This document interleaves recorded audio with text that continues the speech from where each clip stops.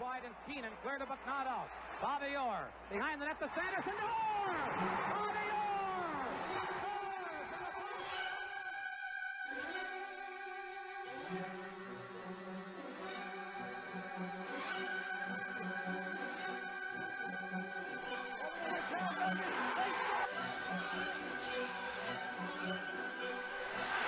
Jonathan Manson, right hands on Bouchard.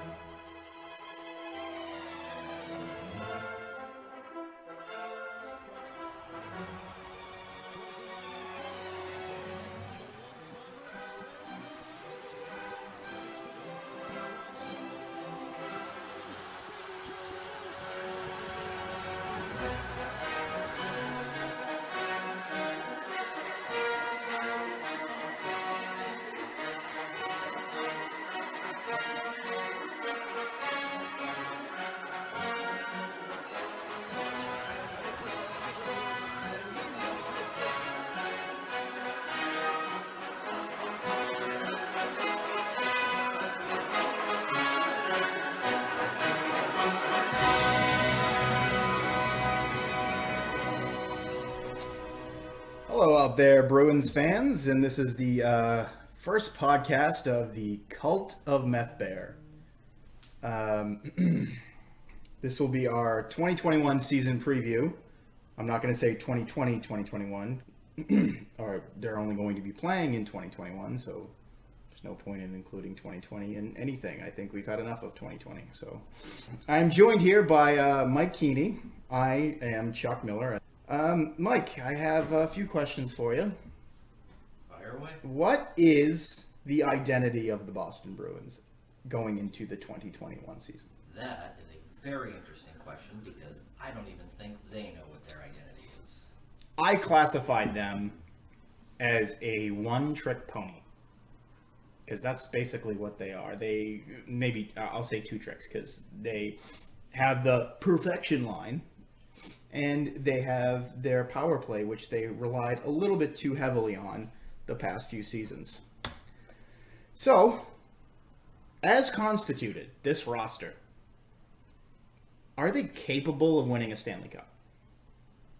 I think they're capable of winning it if certain things fall in line, but, you know, you still have a very big problem, which has been a big problem with them for a couple of seasons now, is they don't have a true second line. It's going to be David Krejci and interchanging parts. It's going to be DeBrusk most nights. You don't know who's going to be on the other wing. It might be Kasha, it might be York, it might be Smith every now and again, but it's not like it was, 2011, 12, 13 when you had, Krejci with Lucic and Horton, and even the following year instead of Horton you had Jerome McGinley. You don't have that set line with David Krejci, and that has probably led to some of his inconsistent play from that point on till now. Yeah, but how many wings are they going to cycle through to give David Krejci? Like, I understand they haven't given him the most talented guys, but sooner or later you're going to have to look and be like, maybe it's Krejci. Maybe Krejci's the problem on that second line. No, honestly, you're probably right. And I think one of the reasons why you haven't been able to, why if you're the Bruins, you've been forced into trying to, fit these pegs into holes that don't fit, is David Krejci's the highest paid player on the team. And, obviously that has to do more with the regime of Peter Chiarelli and handing out bad contracts like candy.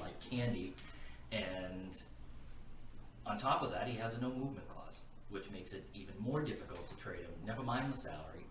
You know, he has to basically approve wherever he's going. Yeah, so they're going to probably ride out this year with David Krejci. I mean, I would assume they have to. They don't have any other option.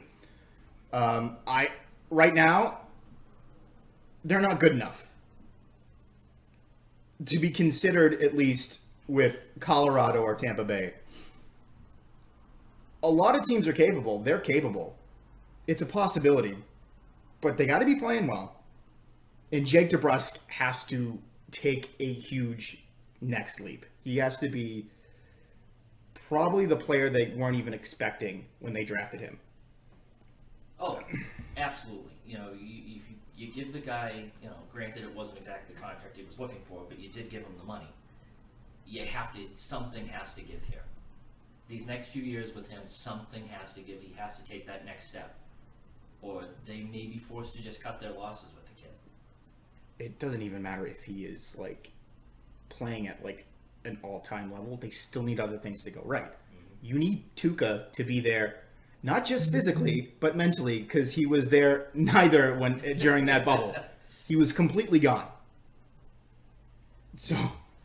Yeah, and you know, depending on who you talk to, you know, it's obviously he had like family stuff and whatever. Great, we get it. It's a pandemic, and you know, family needs to come first, and blah blah blah.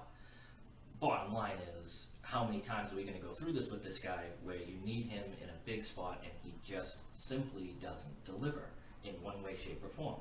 This is just one example. There was an example, what was it, 2015 or 2016? He had the runs before the final game of the season, which if they had won, they would have made the playoffs. Mm-hmm.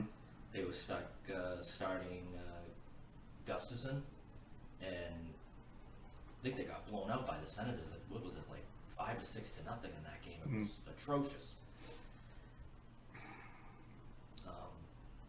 You know, it gets to that point with this guy where, you know, he also needs to have that one moment where he actually steps up to the plate in a big spot. And that they're not going to win a cup with him in net if he doesn't have that. He's a very talented guy.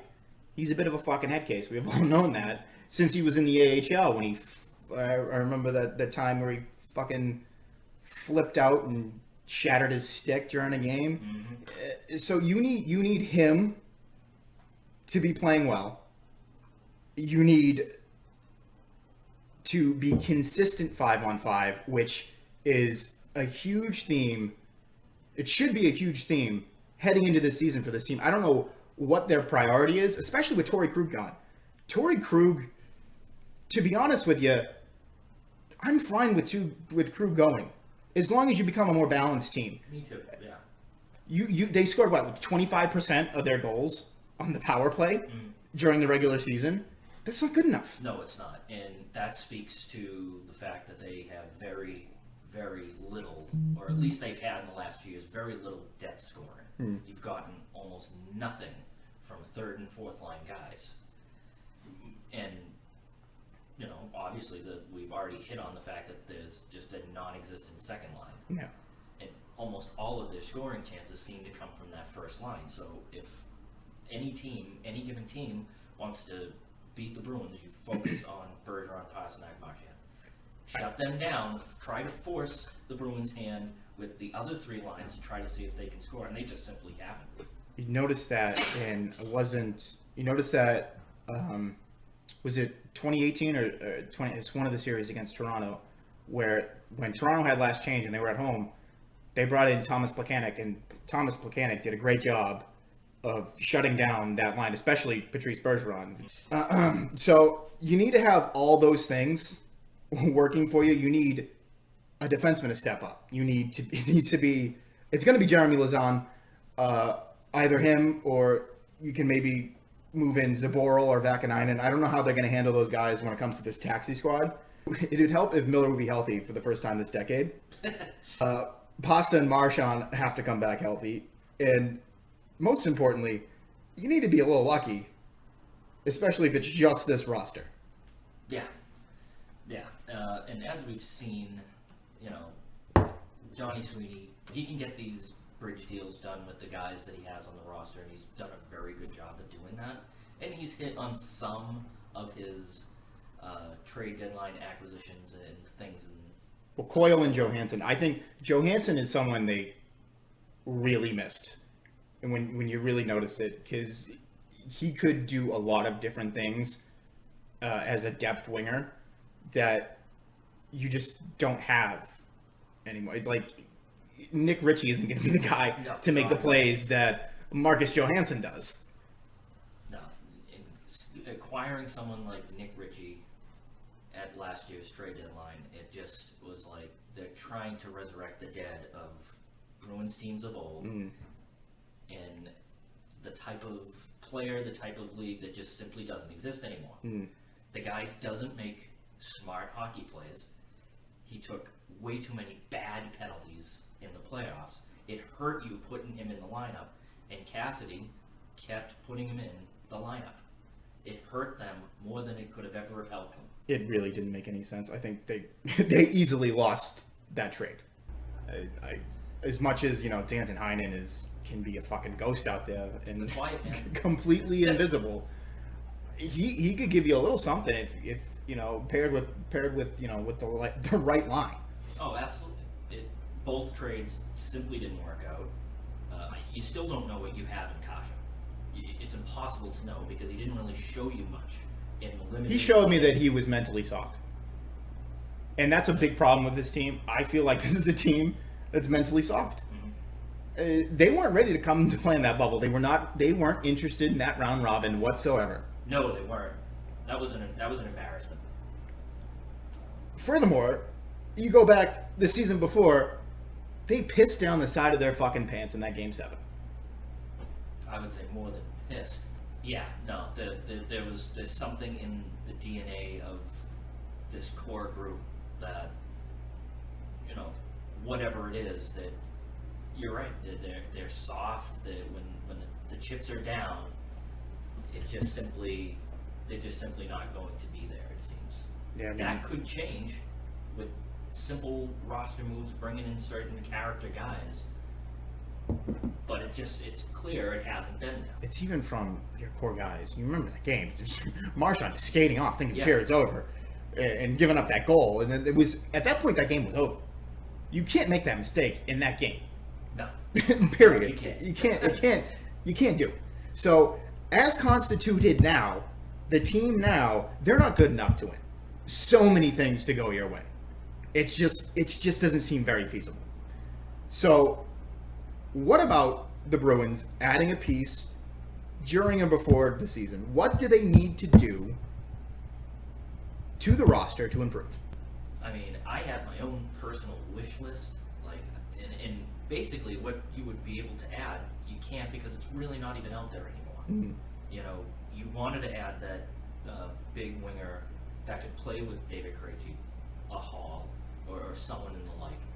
He's off the board for, you know, salary cap reasons, for whatever it is. They couldn't bring him in. You could have brought in someone like Duclair that would have, you know, given you something he could flip between second and third line. Went to Florida for short money. Something they could have fit him under the cap. They chose not to. I would have liked to see them add a top 4 defenseman. But I think this offseason it just wasn't in the cards. They were never really in on someone like Pietrangelo. Levac and Marson. It's so tough to figure out, were they really in on the guy or were they not? You know, it just, you know, I just don't think that they really were. I think they engaged with the Coyotes in trade talks, but I don't think they ever meant it. I don't think they could have made the money work. They Probably couldn't. not. They really couldn't have made the money work unless you have dealt off. Honestly, Richie's got to be a guy on the chopping block. John Moore, no one's gonna fucking take that contract because John Moore is a fucking garbage can out there on the ice. He fucking sucks. He's terrible, and he's sucking up almost $3 million worth of cap. And that's a little bit of flexibility you can use. You have $3 million now. You maybe could have been able to go after a guy like Hall. I don't necessarily think maybe you could, maybe you couldn't. You would have had to make some other deals, and that's a little tough with the cap staying flat, and a lot of teams are up against the cap. So deals would be tough to make. So I would have been willing to give a little bit of a break to Sweeney. I would have given a little bit of a pass. But you look at what Toffoli signed for in Montreal, and Duclair's my guy. We talked about this before. Like, I so want a guy like Anthony Duclair. You imagine the third line, what it would look like with Coyle and Smith and Duclair. I understand Duclair isn't going to light the world on fire, but he's a fast skater. For Christ's sakes, I'm sick of fucking the Bruins skating in the fucking mud and getting blown by their defensemen getting blown by guys like Anthony Duclair. Like, I want a guy like that in the lineup, and I don't understand why they would rather someone like Nick Ritchie being a third line winger, and you'd only have to spend a little bit more to get Anthony Duclair. Like, I just don't get it. Actually, I don't have the numbers right in front of me, but I'm willing to bet that Duclair signed for less or about the same amount of money that the Bruins are currently paying Nick Ritchie. Someone who would be a better fit, someone who can actually provide a little depth scoring, which is something they simply do not have. I would fucking cream my pants if I saw a line like that. Of course, I'm not a general manager. We're not general managers. We're fans. It works on our head. Maybe it doesn't work so much on the ice, but I just don't understand. You're not willing to make even minor moves. Like, you're not even willing to take a flyer on Ilya Kovalchuk, like a guy you should have went after. You had two opportunities to do so. I mean, they weren't going to do it the second time because Sweeney was going to look like a fucking idiot trading with their biggest rival to get a player who he could have had for nothing. But you could have had him this offseason for probably the veteran minimum. And it's funny because 2 years ago, you were in the mix, if you would, to sign him to $6 million a year. Yeah, something totally absurd. You could have gotten him for next to nothing. He's a stopgap option, sure. You have him for a season. You see what you can get out of him, especially with Krejci. Seems like that's something that Krejci has been pleading for, a veteran-type sniper. He was a point-a-game guy in Montreal. I don't remember so much. I didn't watch him very much in Washington, but I remember very clearly being a shot in the arm for that Canadiens team. And thinking to myself, well, Jesus Christ, that could have been something that would have cost you nothing to get and have an impact on your team. Mm-hmm. So I don't exactly understand what the plan is. What is the friggin' plan? I really don't know what can be done. There's been a lot of talk about Las Vegas having to dish off one of these guys because I think they're over the cap at this point. Yeah. So you got Pacioretty making $7 million a year. That's not possible. Marchessault maybe. If you move a guy, I'd like them to see Alec Martinez. Alec Martinez isn't the same guy he was in Las Vegas. In Los Angeles. Mm. But if you move someone, if you move off a contract, that's someone who can slot in to be that left shot defenseman that you need in case one of these guys fail. Or he'd probably be playing a lot more than someone like Lausanne, but it'd help if you have that sort of depth defenseman. And Bruins trade and free agency rumors, even reported by the likes of Darren Dreger and Bob McKenzie, are fucking useless to me. Fucking useless. Mm-hmm. I see these reports on Twitter, so it's not like the old days where I can get a copy of the Herald, read a Joe Haggerty article, and use it to wipe my ass. And really, before you can even do anything, you do have to offload some of these guys to get some cap space, like Ritchie and more. And I don't know, Bjork to me doesn't seem like someone who's going to be all that effective. Everyone talks about Bjork and the potential he has, and I get it. I just don't understand why they signed him to, was it $1.8 million a year for 2 years? It sounds like a good contract, but if he's not producing anything, he's always hurt. Yeah. Like, how many chances are you going to give this guy? He's just another one where it just seems like, they missed the boat on so many of these young guys to learn to evaluate and see if they can play or not. And if you think that they can play, start putting them in high leverage minutes. If they can't play, try to offload them, because eventually they're going to start costing you money in one way, shape, or form. You keep bringing these guys back, they're going to cost you some money. And he's one of those guys. Can he make that leap? Who's to say? He might. Just like DeBrusque. This season might be the chance that they get to take that next leap. I feel like DeBrusque has shown you a little bit of something. I don't know. Oh, for sure, he has. But obviously his next level is different than Anders Bjork's next level. You know, you want Anders Bjork to get to where Jake DeBrusque is now. Yeah. And you still haven't even had that. And then you reward that with, like you said, 2 years, 1.8 or whatever. But again, when you are, you know, all of a sudden in a cap crunch, keep bringing in these guys that you've given chances to. Granted, yeah, he has been hurt, but the chances that he has had, you know, how many goose eggs is he going to put up on a daily basis? Yeah. On a nightly basis, I guess you could say. Speaking of bringing guys back, is Chara going to be back before training camp or during the season? I'm going to say yes. I think he is.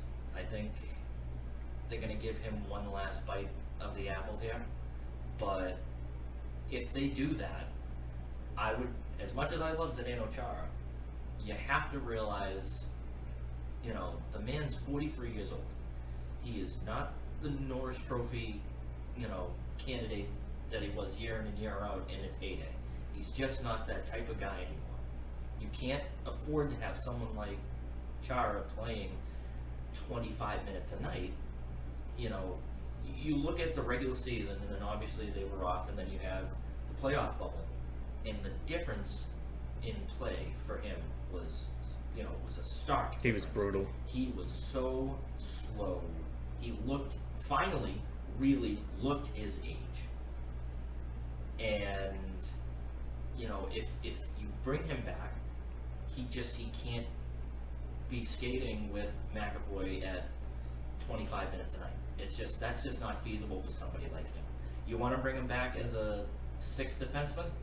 He's playing maybe 15 minutes a night, mostly, you know, in shutdown, Penalty kill situations. penalty like kill, that. you know, things of that nature, where those are now his real strengths and really only strengths at this point, because you can't put him out in any kind of real offensive situations anymore. They stopped putting him on the power play probably about 5 years ago. You know, you never, I think you mentioned it not too long ago, you never see him take one of those big slap shots anymore. The hardest shot in the NHL, Yeah. like a decade ago, just like doesn't utilize it anymore. Maybe doesn't have it anymore. I mean, what Zdeno Chara has done for this franchise, it cannot be overstated. I love the guy, but I know they are probably going to bring him back, but it's like, what use does he have to you anymore? What are you trying to do? Do you really think that you're a team that can compete on the same level of some of these teams and put Zdeno Chara out there? I mean, you remember that game in Montreal went to 2 years ago, even when he was playing well. Yeah. He's getting fucking guys are blowing right by him. Yeah. And he can't keep up. No, he can't. He's lost so much of a step at this point. And it's not even so much he's losing his step. He's from a different era of hockey. He's from the 90s. Yeah.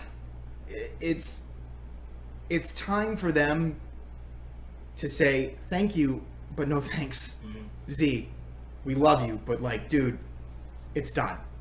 Yeah. And most 42, 43-year-old guys are out of the league for a good reason. Yeah. Because they realize that the time has passed and they can no longer perform the way that they do, so they bow out graciously. Yeah.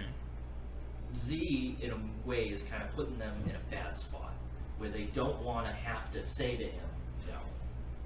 And that's kind of where they're at. They don't want to say to this guy who has been the face of their franchise for the last 15 years, they don't want to have to tell him no. And I think that's part of the reason why you're going to see him back in a Bruins uniform again. You know, and I think it's a bad look for the franchise if they force him out the door and he's not going to retire and he suits up for somebody else. Especially if he suits up for somebody else. and he looks really, really bad, or he looks really, really good. Which I don't think you're probably going to get the really, really good. I don't think you can afford to think that way. If you're Sweeney, or it's more of an organizational thing than just Sweeney. I'm sure he's in shape, and he's hanging around, and they're thinking, oh well, we're just waiting on him to see how he feels. But it's just like, no, just let the guy go. Mm-hmm. Who gives a shit? You can't afford to think to be that loyal.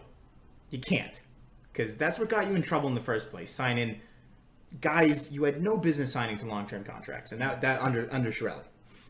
So that's how I feel. I love him, but thanks, but no thanks. Mm-hmm. The goaltending situation. Is this Tuukka's last season? Yeah.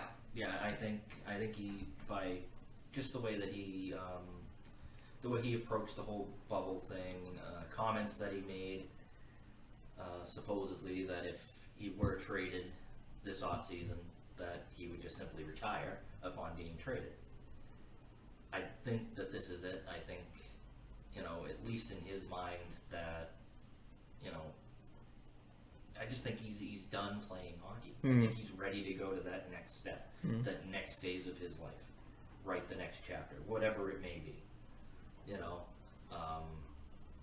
I will say this, it's probably, almost definitely, if it's not his last season as an NHL goaltender, it's definitely the last season you'll see him as a Boston Bruins goaltender.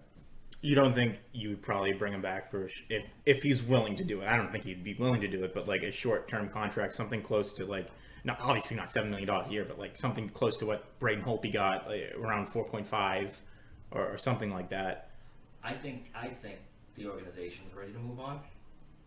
I think you have a couple of young guys coming up that you have to figure out if these guys can play or not. They serve you no purpose constantly getting stuck in AHL in putting up relatively good numbers. Eventually you have to figure out if these guys can play at the NHL level. You are referencing Vladar moving forward. Yeah. You at least got to give him a chance as even the backup. So you'd give him a chance over Halak when it comes to this season? Because you figure, I don't exactly know how the taxi squad's going to shape, what the taxi squad's going to look like, if Vladar's going to be on that. And I believe if you're on the taxi squad, you can't play in the AHL.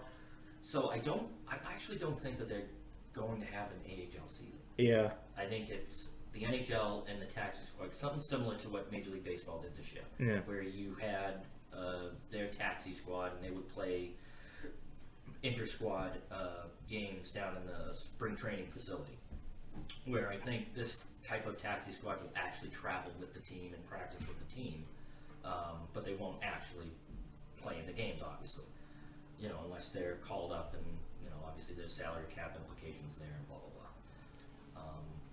So I'd be willing to part with Halak if you could, and see what Vladar has.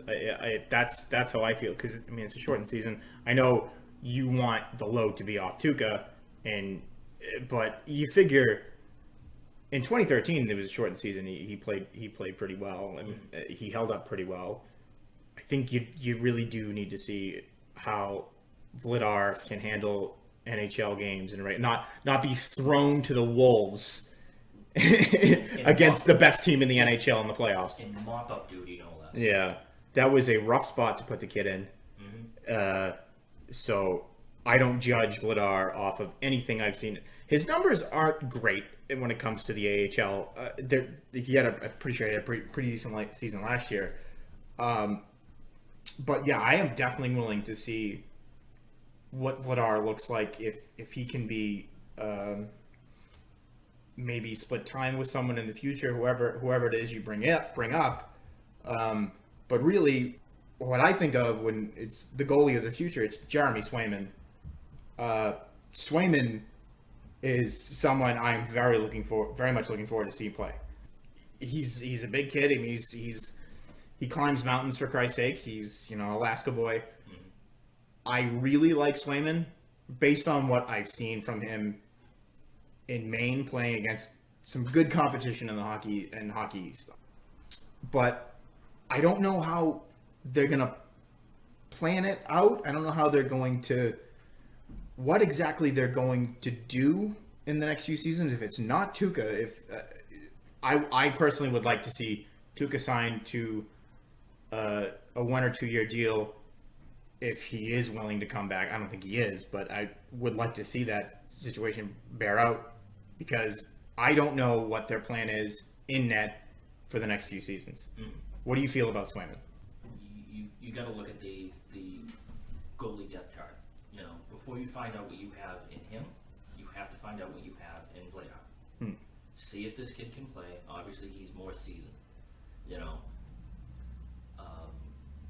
like you were saying before, you know, I think it would be easy for them this season to be able to move on from someone like Halak, based primarily on the fact that it is a shortened season and his need isn't as important. Because the whole idea of bringing him in the first place was that, you know, Sweeney and Neely correctly, you know, identified what has been Tuukka Rask's biggest issues, you know, especially going down the stretch, and it's because he's played too many games. He's basically burnt himself out. So in their mind, if you have someone that can come in and be almost like a 1A, you're taking a lot of the regular season games off of Rask's slate, which will then in turn make him fresher for the playoffs. And you kind of saw that in 2019. You were able to get to the Cup final, and he mostly looked good. He had some great games. Absolutely. He had some great games. I don't blame Game 7 on him so much as I do what was in front of him. Right. But, I mean, he could have been a little better. For me, Halak last season was not that guy. Halak let in a lot of soft. I mean, to me, it doesn't matter what the numbers are. The eye test tells me he can make the big saves when you need to do it, but he's gonna let in a soft fucking goal. Yeah.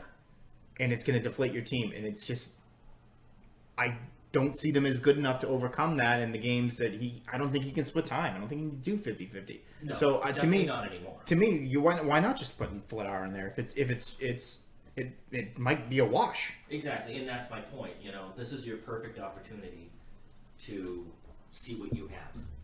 You know, I'm sure there are teams, the Washington Capitals for one, that just lost out on Henrik Lundqvist. He has heart problems. He's out for the season, and I doubt you'll ever see him again. See what they're willing to give you for someone like Halak. Yeah. You know, just test those waters. See what you can get for this guy, and actually be able to see what you have in someone like Vladar and see what he can do, instead of, okay, well, we're going to keep you in the AHL again, and eventually these guys are going to come up for contracts, you know, and what do? Some guys are willing to sign, you know, an extension with the club that drafted them for short money. Some guys are just going to say the hell with it because they want a chance to play. And if the Bruins aren't going to give this guy a chance to play, he might go somewhere else. And say he turns into something halfway decent. Now, another asset by Sweeney and Neely that they have mismanaged and has walked out the door. As you can see from Malcolm Subban, Exactly. has turned himself into, you know, maybe not the greatest player on the ice, but, you know, A capable backup goaltender. Definitely not, you know, so far, definitely not a first-round talent, but capable backup that they've had to put on waivers. How do you think the Bruins are going to do in their temporary division this year? Well, it's pretty neat that they get to miss out on Tampa Bay. Oh, that's fantastic. It seems fantastic, but it's only one team, and I think the trade-off is just like, I think I would rather be in the Atlantic. You're basically, you and Buffalo are just coming into the bar and in the Metro Division, and everyone's looking at you like, what the fuck? The Metropolitan Pub and Grill. No. I think they're going to finish third. This isn't going to be easy for them. No. It's entirely possible they completely miss the playoffs. That wouldn't shock me at all, especially if they don't make any moves. I think Philadelphia is the team to beat because Carter Hart is legit. Yeah. Philadelphia is I don't know if they're probably, them and the Bruins are probably right on the same level, and you will probably give upper hand, if you would, to Philadelphia. Yeah. They typically have a horrible track record with the Washington Capitals. Granted, Braden Holtby is gone. Daddy Holtby's gone. He went out for a pack of cigarettes, and the only time he's going to come back is the Vancouver game. So those beatings you're going to get with the belt, they ain't happening this time. Yeah. But not Philadelphia, but Pittsburgh also has, a new goalie. Washington has Samsonov is good. Yeah. Hopefully he doesn't own you like Holtby does. Right. But Washington, I see it's very comparable between Washington and Pittsburgh. They're older teams. Mm-hmm. They're still really pretty talented, and they're transitioning into new goalies. Samsonov in Washington. You have Tristan Jarry and DeSmith in Pittsburgh. That's going to be tough. Yeah. That's still going to be tough. And the Islanders, I understand the Islanders roster isn't great, but Barry Trotz is a great coach. Exactly. And they are a bitch to play against. Mm-hmm. You also have New Jersey that's starting to get, they have Heischer and what's the kid they drafted? Hughes. So I don't even think Buffalo is someone you're going to be able to walk over. Exactly. And you got to think a team like Buffalo, they have to take that next step too. Yeah. And, this might be the season that they do it. And if you're the Bruins, who has consistently brought the same team back over and over and over again without making any kind of significant moves, like we've seen what has happened with them in the past when they do that. Eventually the product degrades because you're not keeping it fresh. Yeah. It's the same thing. Teams not only, teams around you are improving, but they're also learning how to play against you because you're just going to keep throwing the same stuff at them. It's a team that also got off to hot starts the past two seasons. When they're hot, they can win and they can beat you. So I wouldn't take them lightly. And of course, you have the Rangers, which maybe not this year, but a few years down the line, that will be the team to beat because they have Shesterkin and Georgiev, Lafreniere. Panarin went off last season. He was a great signing. I love Mika Zibanejad. That if I'm a Rangers fan right now, I am giddy. And also, the one thing that the Rangers have is the fact that they are the New York Rangers, and players want to play for the New York Rangers. Yeah.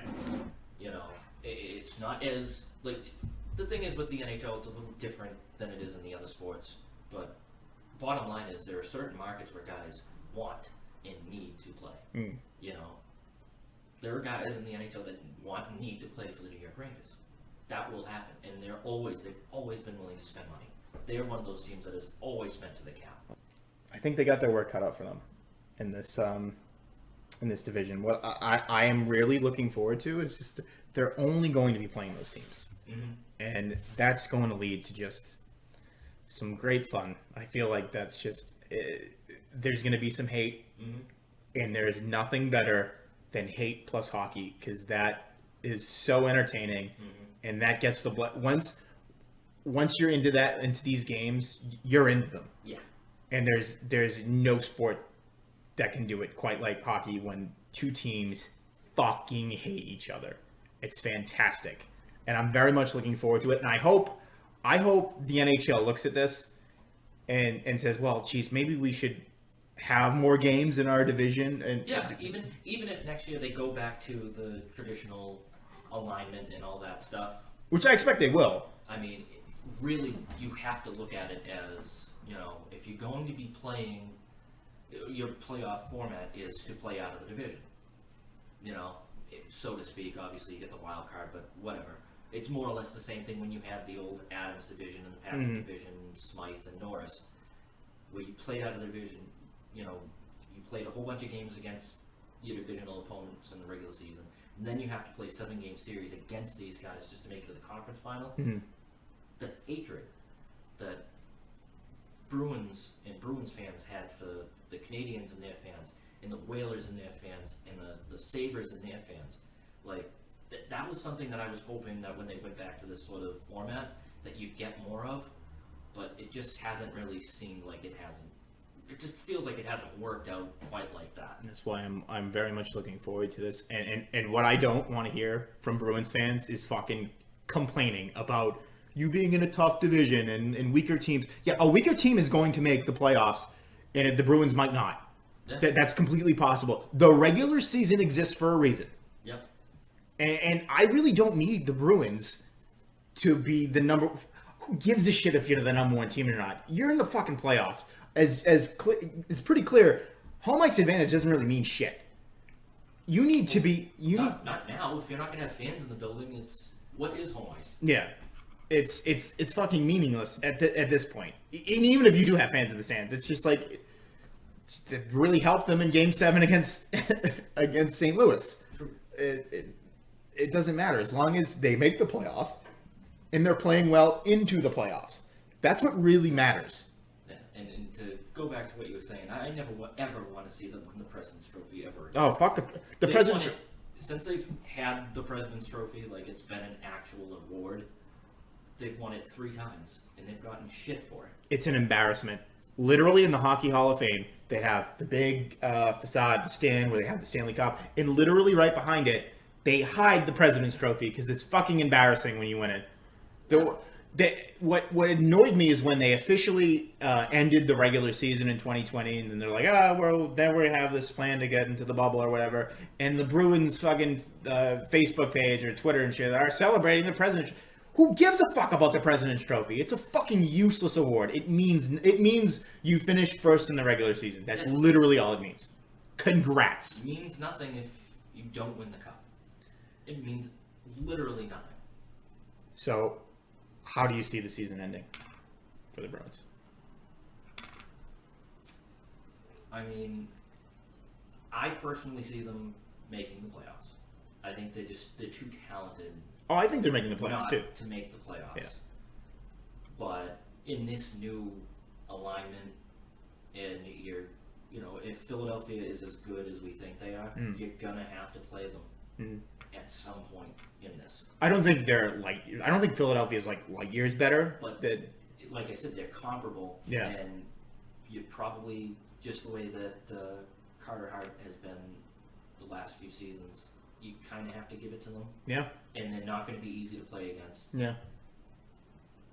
That'll be tough. You miss out on the likes of Tampa Bay and, Toronto this time around.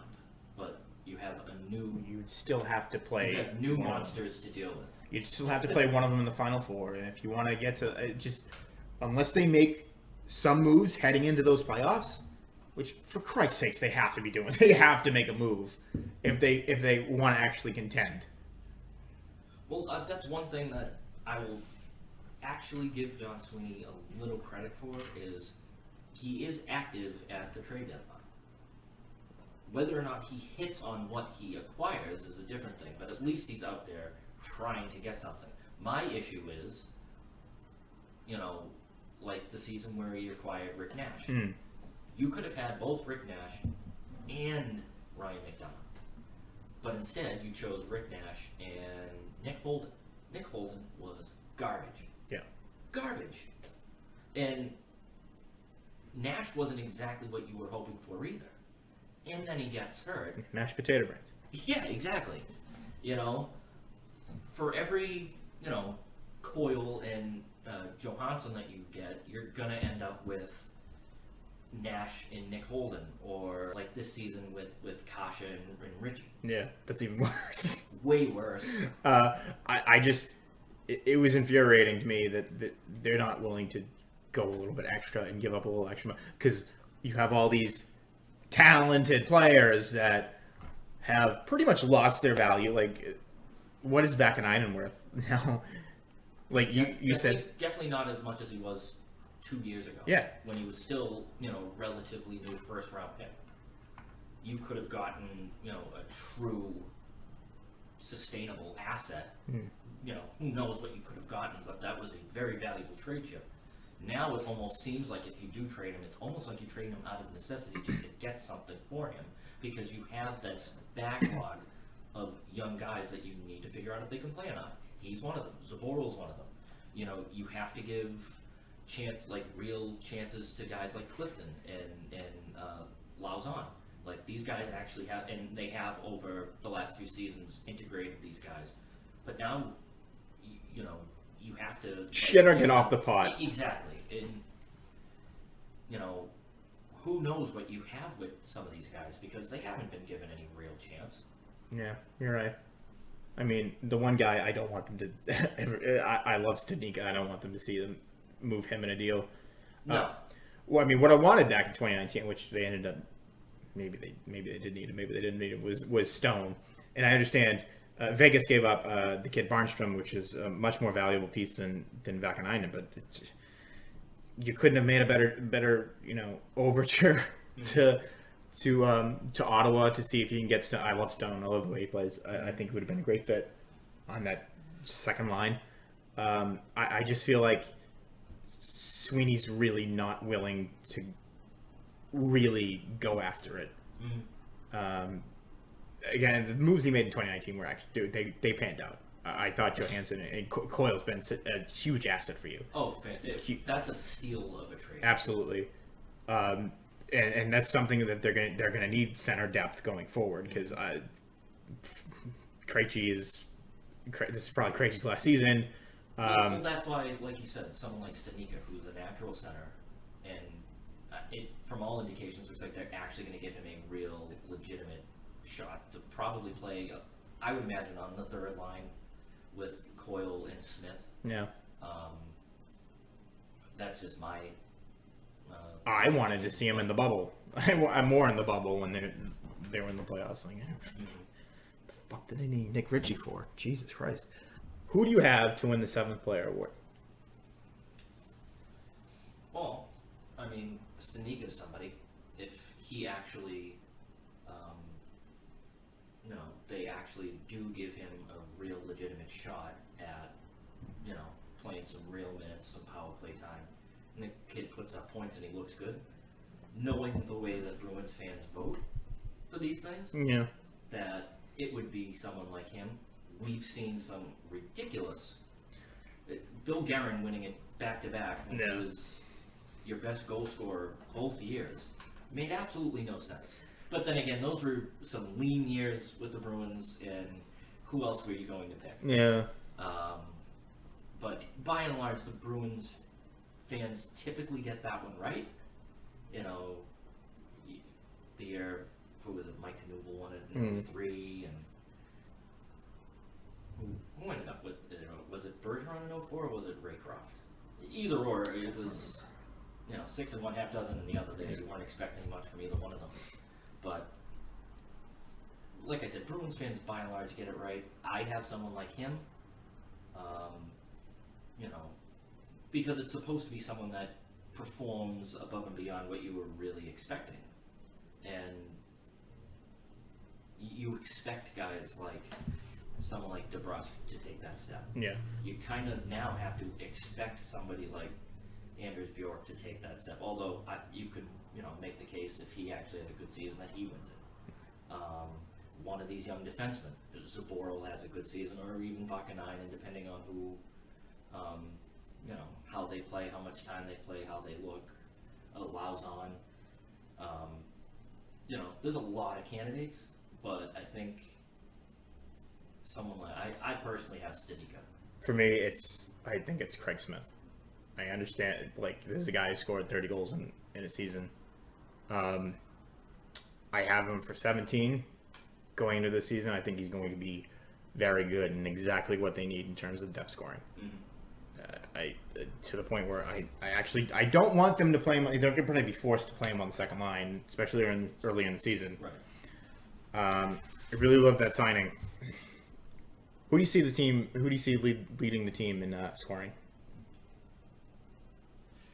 That's a really tough question, because you naturally want to say Pasternak or Marchand. Yeah. But knowing that, is Bergeron going to be missing some time too? I don't think so. I think he'll be ready to start the season. In any case, you would expect both of them, if fully healthy, ready to go, game one, that one of the two of them would. I think Marshy's going to be back sooner than Pasternak, if I have those details correct. I can tell you who I want it to be. I want it to be Jake DeBrusk. Yeah. I really want.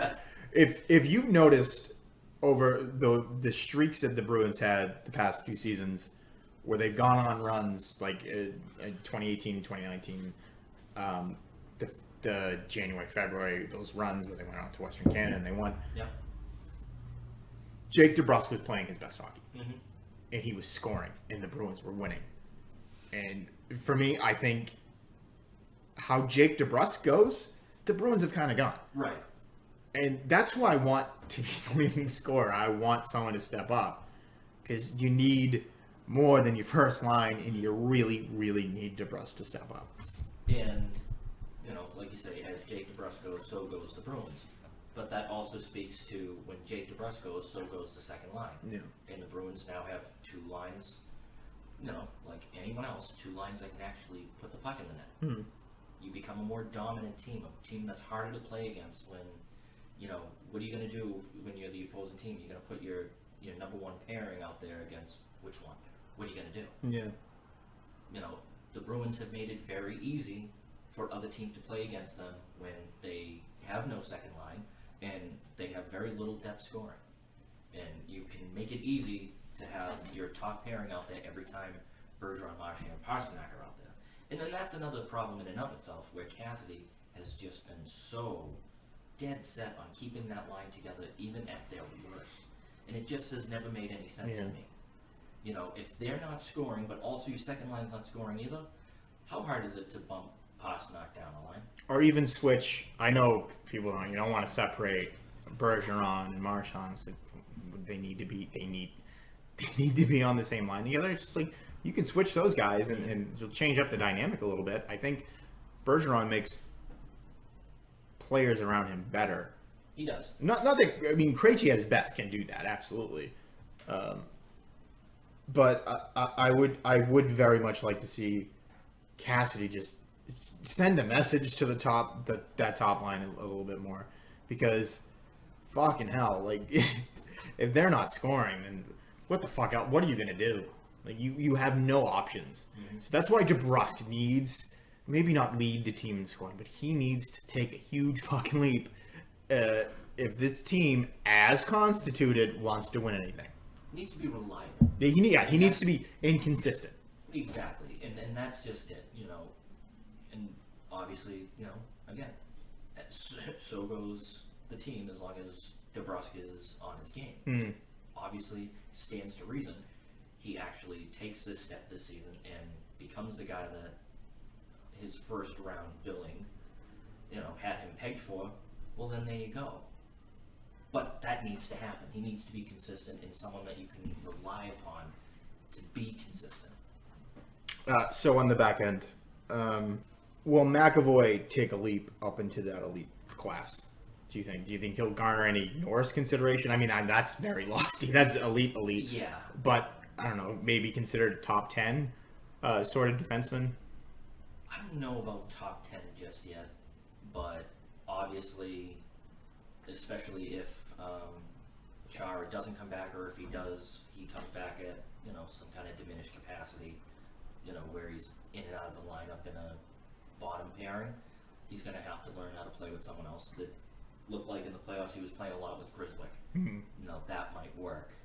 Long term, I don't know how sustainable. Yeah, I don't know if that I like is. that long term.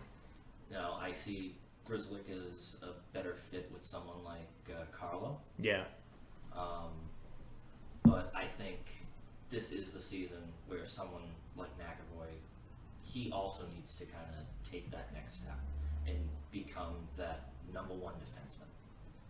Especially now that it just seems like whether Chara doesn't come back or whether he comes back, it's probably not going to be at that number one defenseman status. He's the leader of that decor.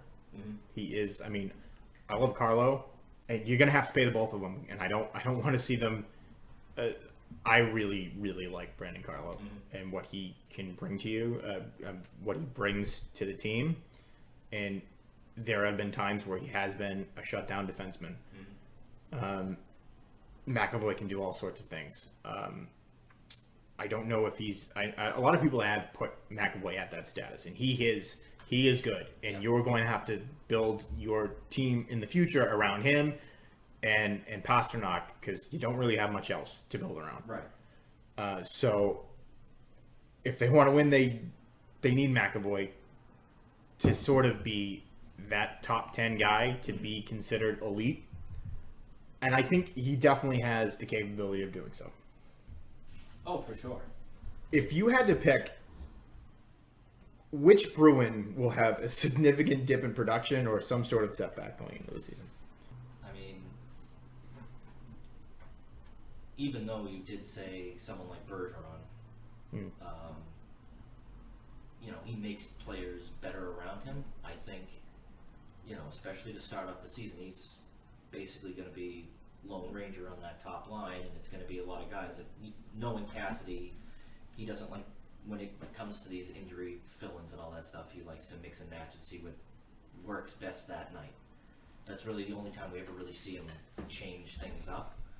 I think with the constant revolving door of different wingers with Bergeron, especially where he doesn't have the same kind of chemistry he has with Pasternak and Marchand, I think you might see Bergeron have a bit of a dip in production, but I don't think it's going to be crazy. Yeah, I do see a dip in production for Bergeron, and that's, you also got to consider he's 34 years old. Yeah. And God forbid you fucking say a word against Patrice Bergeron in this fucking time. And like, I get it, like, great fucking guy. He's meant everything to the franchise. He's been phenomenal. Yep. You put a little bit too much pressure on Bergeron. I feel like that he's a guy that's come in the biggest fucking games over the past decade. Mm-hmm. He has really been the man as much as Chara has been. He's been as much as the face of the franchise as he has been, and I like the idea of moving forward of not thinking that you need to rely on him to be a top line center. Right. Because he can't be for the rest of his career. For how many more years he's going to play, and hopefully he plays a lot more, and he's effective because he can still play. Right. I mean the dude is great, and I'm very much looking forward to see the C on his chest, because that's something that we all know has been a long time coming. Well deserved. Yeah. What impact do you think Craig Smith is going to have on this team? Well, I think you mentioned it before. He is the perfect signing for a team that needs depth scoring. He didn't cost you a whole lot, really. Only about $3.5 million per year for 3 years. Really not bad. Pretty decent signing, and that's where finally you can kind of give Sweeney some credit, where he may have actually hit on someone in free agency. But he did it finally because he recognized there was a need and went out and got the best guy that probably fills that need in Smith. I think he's your perfect third-line winger to play with someone like Hoyle.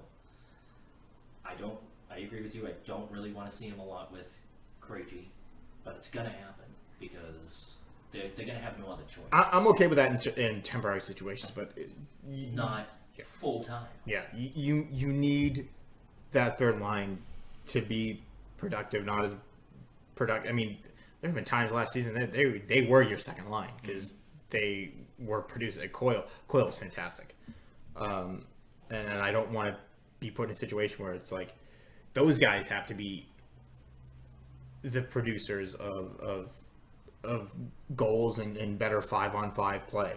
I don't feel like that's a very healthy situation if you want to win hockey games. Will Jeremy Lauzon see a lot of ice time? Because I know they played him a lot in last regular season in the playoffs. Will we see any Zaboral? Will we see Vakanainen? I mean, Lauzon's going to get a lot more ice time. I think he's kind of gone from being a seventh defenseman to more of just a regular, where he fits in that sort of regular, whether he's not first pairing, but whether he fits in the second or probably third pairing for now. But I think you're going to get as full of a season as you can get in a 56 game schedule, but you'll get more of him than you will the other guys. I like the size. I like the skill set. I really do. And I understand why they like him so much. You've seen certain play from him that shows, well, you give him a lot of games, he can really develop into something. Right. Unfortunately, you might have to expose him in the draft, and Seattle might scoop him up, but... And that's where, like we were saying before, asset management. Yeah. This is where the Bruins got burned last time, with asset management and exposing guys to the expansion draft. Yeah, they ended up losing someone like Colin Miller, who, was a little, inconsequential for the Golden Knights, and then they traded him to Buffalo, and he's been in and out of the lineup there. But the bottom line is, he was at the time, one of your top defensive prospects who was in and out of the lineup, but they just gave him away for nothing. And then months later, they have to expose someone like Subban to the waiver wire, and they lose him too, for nothing. And it just seems like they hang on to these guys for way too long. And then when the time comes for an expansion draft, or guys have to start going through waivers because they've been in the minors too long with their contract situation, they end up losing these guys, because what team wouldn't want to get one of these guys for nothing? But yeah, that's going to be very interesting, and Sweeney has a lot on his plate when it comes to that. Matt Grzelcyk. Is he going to be able to fill a little bit of the role that Torrey Krug had when he was here? He's going to have to. Yeah. There's really no other choice. Who else are you going to put into that spot? We've all kind of realized that for the last few years, that eventually the Bruins will have to move on from Krug, because he's just going to end up costing too much money. And Grzelcyk just seems like that heir apparent to be that guy that will be on the first power play. And I don't know if he has the capabilities to do it the way Krug did it, but he's going to be relied on heavily to do some of it. I think it's you're in a much better situation. You got talented guys on that power play unit, and there are times last season where the second unit was better, and McAvoy is going to be able to do a little bit of that. Right. So I'm totally okay with the trade-off of, okay, Krug is gone. You weren't going to pay him what St. Louis paid him. Yep. He's not worth that. He is at most a specialist on a really good team, and that's what he was. Right. You can't rely on him to play too many minutes. And I think you're paying Grzelcyk half the money that St. Louis is paying Krug. Krug's better, Right. but is it that much of a drop off? And I think Krug was part of the problem, where it was you're relying a little bit too much on your power play. Your power play is still going to be good, but you need players to fill in those depth roles. Right. So I think Grzelcyk is going to be able to do that. And I think Grzelcyk is a better fit to be a top four guy than Krug was. We all know what Krug's deficiencies were in his own end. Oh, it's more turnovers than the Pillsbury Doughboy. Got better over the years, but not by much. And, the Bruins, especially in the years after, like Lucic and Ginla left and all those guys, and they were filling in with, like, Matt Bolesky and Jimmy Hayes, those years that were kind of lean and they weren't very good. That's when he ended up becoming a top four guy that was, relied on heavily to eat minutes. And I just don't think he's that kind of guy that can eat all those minutes and not expect a bunch of turnovers from him. Can we officially now label Zach Shenison a draft bust? How can you not? He was a draft bust the day they drafted him. I mean, you have 3 spots. You don't take Matt Barzal. I get, like, you want to take your guys. You don't take the best 3 available in those 3 picks. And, lo and behold, those players go boom, boom, boom. Off the board, right in a row. Barzal, Shabbat, and Connor. Not taking Barzal was a fucking crime. You should have. The best available player left at that point, and you were only at what, pick 15? Yeah. 15, 16, 17? I mean, he had even fallen to that point. And you don't use it on any one pick on him. It doesn't make sense. But this management group, that's currently running the Bruins, Neely, Sweeney, they have proven that at times in the draft they will reach for guys that they like instead of just taking the best available. And and this was their first bite at the apple, and how can you not call that first round a complete failure? If they do it correctly, if they take, you can even take DeBrusque. If you take Shabbat and if you take Barzal, we're talking this is a completely different conversation. And the funny thing is, it was really kind of down to Zaboral or Shabbat. Yeah. Both could have gone in and around that time, and they just happened to pick the wrong one. So he was the only one that was supposed to go in that sort of that time frame, that pick range. He was the only one that was supposed to go. Some of the scouts and some of the insiders had him. He was the best available defenseman at that point. Mm-hmm. So okay, you missed on that, but everyone else apparently did too. After that, you reached a little bit for DeBrusque, and then Senyshyn. Most guys had him 3rd, 4th round. Some guys didn't have him drafted at all. Mm. And it was just a guy, they thought, we have an extra pick. Let's just reach for someone we like. But you're telling me you didn't think he was going to be available with the 2 second-round picks that you had?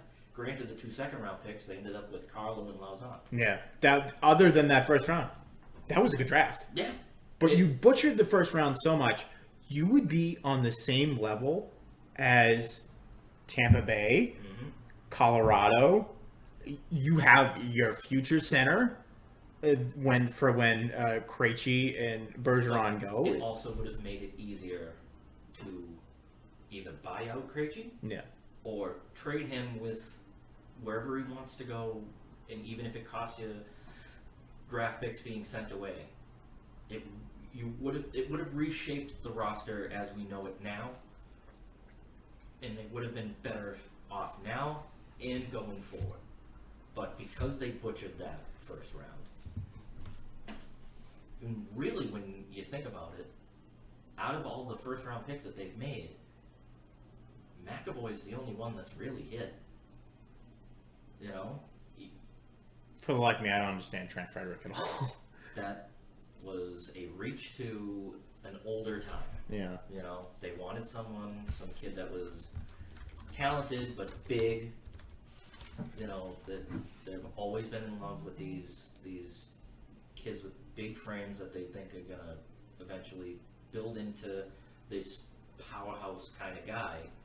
And a lot of times they seem to fall on their face when it comes to this stuff, because it's just, we're talking a different era in NHL hockey. And these guys just, they're few and far between, and there's a reason for it. The game's just gotten more skilled, it's gotten faster, there's more emphasis on better skating and all that stuff, and these big guys just, they serve some purpose, but it's limited. It's confusing, to say the least, on how they view the future of the franchise. I don't quite understand what exactly they're going for, because they do see the game is changing, and they still make these for Christ's sake, Zach Ronaldo, as soon as Sweeney gets in, third round pick they traded for him. Third. You could have gotten him for nothing. If you told Philadelphia, we'll trade you basically future considerations, they would have been like, fine. But no, you know that there was no negotiating there. They wanted him, they targeted him, and they just said, screw it. We have all these picks, 3 first, 2 second. We can afford to give our 3rd round pick because whatever, we just want this guy. And they just probably called up Philadelphia and they were just like, oh, hot damn, okay. That it makes no fucking sense to me. As we said, talked about Matt Barzal, would have been the future center. The future center, hopefully he's going to be the future center. John Beecher, tested positive for COVID. He will not be playing in the World Juniors. Are you disappointed at all that he won't be able to be playing amongst the best in his age group? Definitely. Yeah. Because, again, a 1st round pick, you have to see what these guys can do. And you want to see how someone like Beecher, how he fits in to that upper echelon of hockey prospects in his age group. How good he is compared to kids in his age range. It gives you a better clarity on what you have. And the fact that he's not going to be able to do that, it's pretty disappointing. We cannot afford Beecher to not pan out. Yeah. Because what are you left with in terms of center depth heading forward? I'm very concerned about their center depth. Bottoms, you have Coyle and Corrali, I love, but Bergeron's getting long in the tooth. Krejci's out the door probably next season. Mm-hmm. So I would have liked to see Beecher play. Mm-hmm. I understand he tested positive for COVID. He won't be able to go through the quarantine or whatever. Mm-hmm. Won't be playing. Puts Team USA in a bit of a bind. I think Canada's going to wipe the floor with everyone anyway. Do you think Don Sweeney's on the hot seat this season? No, I don't think so. And me personally, I think it's disappointing that he's not, because this organization has no direction. They're rudderless. Mm. It just, what are they trying to do? What are you building towards? Yeah. At least with Peter Chiarelli in the early years, you knew that they were building to something. And the reason being is because they stripped it down. They basically stripped it down to the studs, and he had to build something. Yeah. Granted, Sweeney was kind of just given this, and he's had to do it on the fly, but that doesn't mean you can't have a direction and make tough decisions and make real hockey trades. When it comes to doing that, especially in the off season, that's just not existent. He's just not willing to do it. And he's someone that probably there shouldn't be as much job security there. Yeah. Same with Neely, but we all know Neely's untouchable. I completely understand that. You don't want to necessarily make Cam Neely look bad. He was there when they won a cup. Not saying it was because of him. Obviously not. Chiarelli had a huge. He was a huge reason as to why they won a cup. But you made a point to me that was very interesting. That you said something to the effect that Sweeney and Neely have a sort of Stockholm syndrome when it comes to composing a roster, and I would like you to. I think that's an easy one. Yeah. You look in the era in which they played. They played together in some of those early to mid '90s teams, and Sweeney obviously stayed on a little later. Neely would have too if he wasn't forced to retire because of injury. But it just always seemed like, you look back, every time they took 2 steps forward, they took 1 or 2 steps backwards. They were never willing to pay young guys and instead ship them out and replace them with older veterans that had better contract stability because, obviously we're talking about a different era, no salary cap, no financial stability from the league standpoint.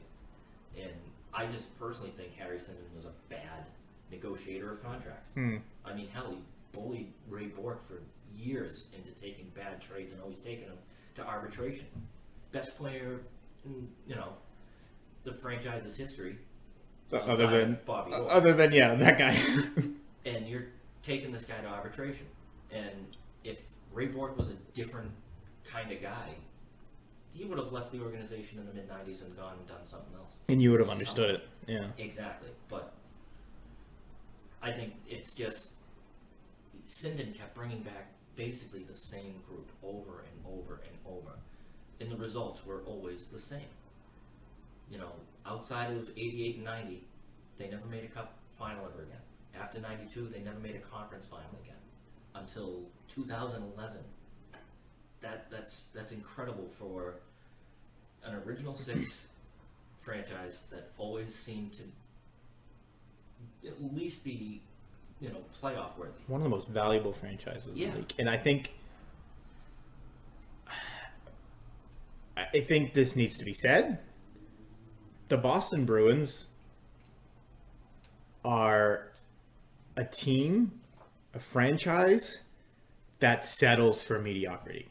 And they're always good, but never good enough. I mean, for Christ's sakes, they had one of the greatest teams to ever grace the fucking ice and didn't win a Stanley Cup in 1971. Granted, it was in between two cups, but Jesus Christ, that was a great fucking team.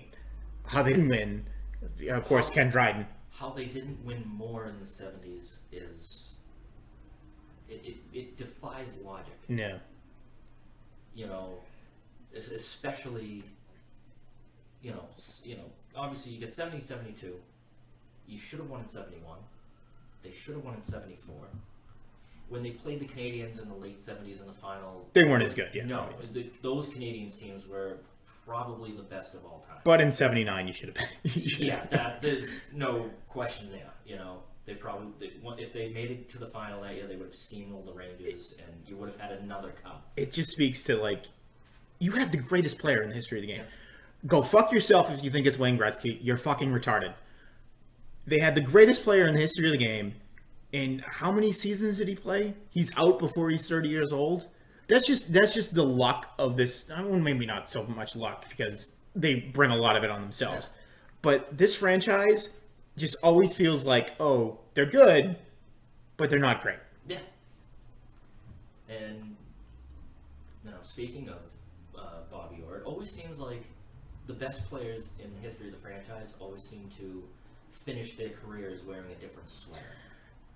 It's a disgusting look to see someone like Bobby Orr wearing a Chicago Blackhawks sweater. Yeah. It's disgusting to see Phil Esposito in a New York Rangers sweater. Yeah.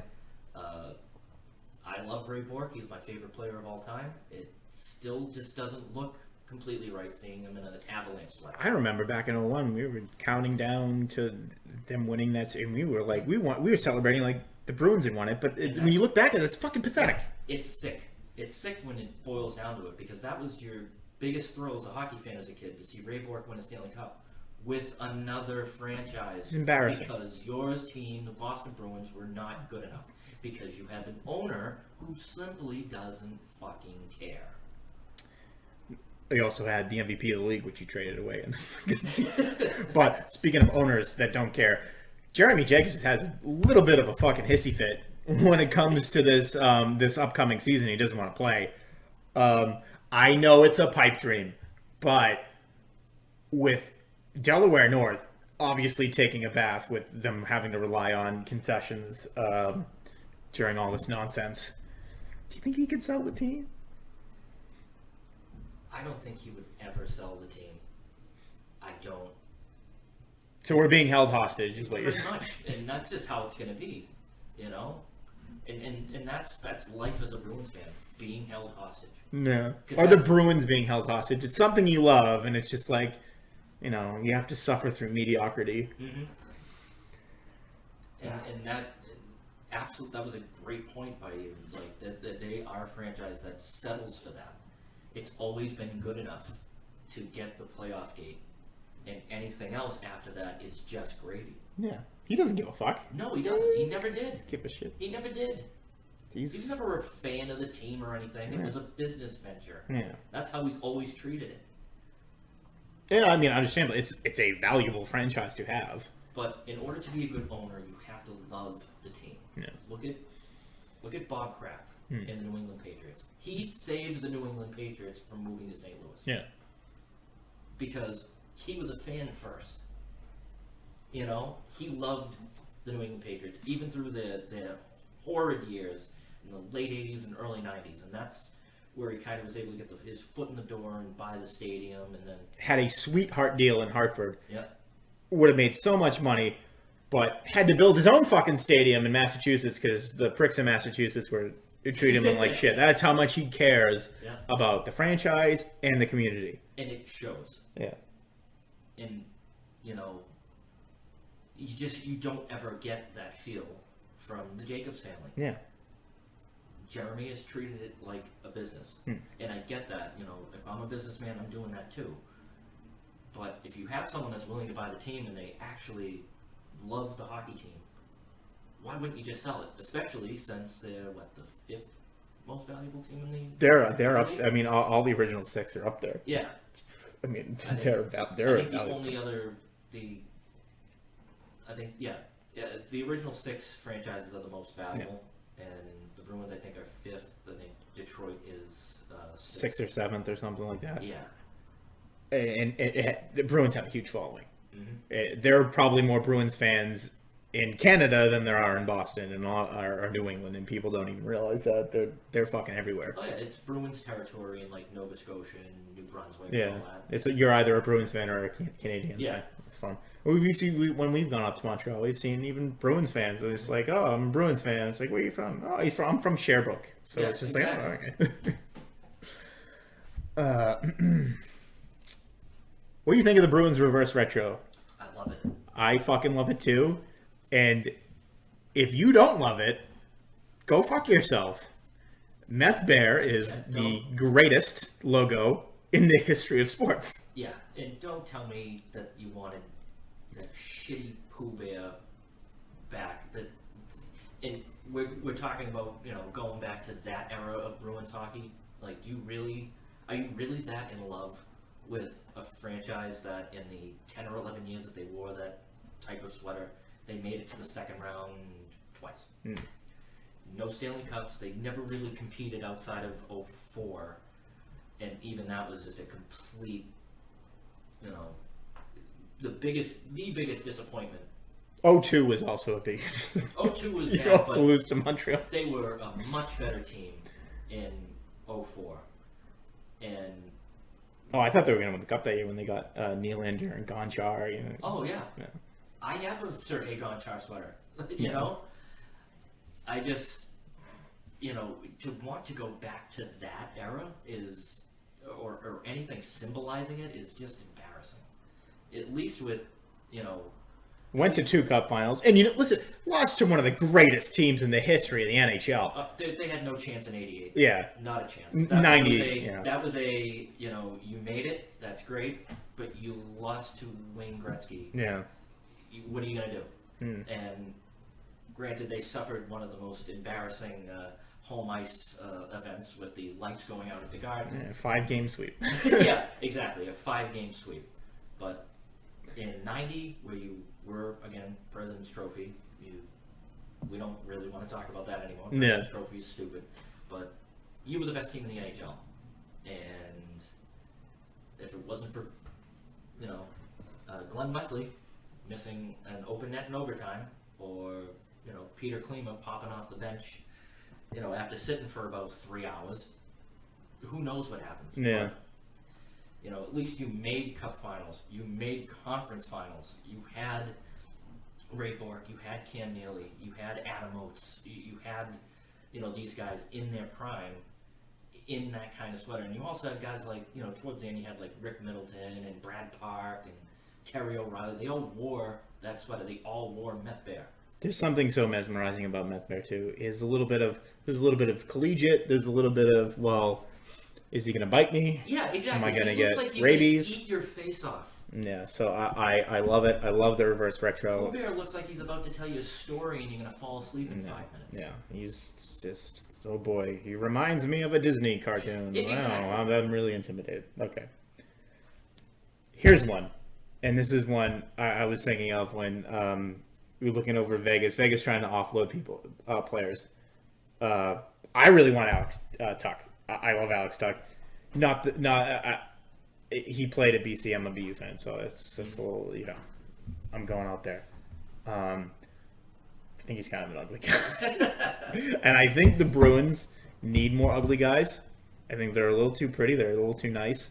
And I don't mean like ugly. I play ugly. No, I mean physically ugly. I would love Radko Gudas on this fucking team. Radko Gudas is a thumb with hair on him. And I think the Bruins need a little bit of that. What do you think of that? Yeah, honestly, if they could go out and get someone like Gudas for this season and have him wear that reverse retro with basically his picture on it and Meth Bear, I think it would be a decent look. But an ugly kind of guy like that just is a rugged guy that, I don't know. I could see how it could work. Like, we're not talking about Nick Ritchie. Nick Ritchie is a goober. Yeah. But we want good ugly guys. Yeah. All right. When will we see fans in the stands? Mayor Marty, our Lord and Savior, apparently, as we have to do everything Marty and Charlie say, says we might have fans in February. When do you think? I don't buy that for a second. I really don't. Because how many lives are we going to take from these two? Yeah. 2 weeks of flat curve. We need Gam Gam to live an extra 2 months, even though we stuck her in a home and we don't love her. I think towards the end of this, I think definitely in the playoffs we're going to see fans. Yeah, I think so. I would like to think that with the way that they're doling out the vaccine and everything and all that stuff, I think you'll start seeing more things open. Especially, the playoffs won't start until the middle of May this year, and more people will be doing more outdoor activities, and that's how we saw the numbers for this foolish thing go down when people actually did outdoor activities and the sun was out and people weren't huddled inside. All right, this is my last question. Are you willing to perform fellatio on the general manager that takes John Moore's contract? I'd be willing to do more than that. Oh yeah, I'd give him a reach around. Oh God, I still to this day do not understand what Don Sweeney or whoever made the decision to sign him. I don't understand what they were doing, but it just brings back the point of what direction are they going in. It made no sense to bring someone like John Moore in for that kind of money, knowing that you had all these young guys that eventually you're going to come up. You have to figure out if these guys can play, and it's really difficult when you have this big dumb traffic cone that does nothing right. I think traffic cone is. I think you're being very kind. I see him as a trash can. Yeah. Because he's garbage. And of course, the time that we were making fun of him at Barclays. Oh, making fun of him and talking shit, he scores a goal. Yeah. Well, that's just how it goes. Yeah. I think that's gonna do it. That's our first podcast, 2020, or no, we shouldn't say 2021 season preview. For Mike Keeney, this is Chuck Miller signing off. Have a wonderful day. Later.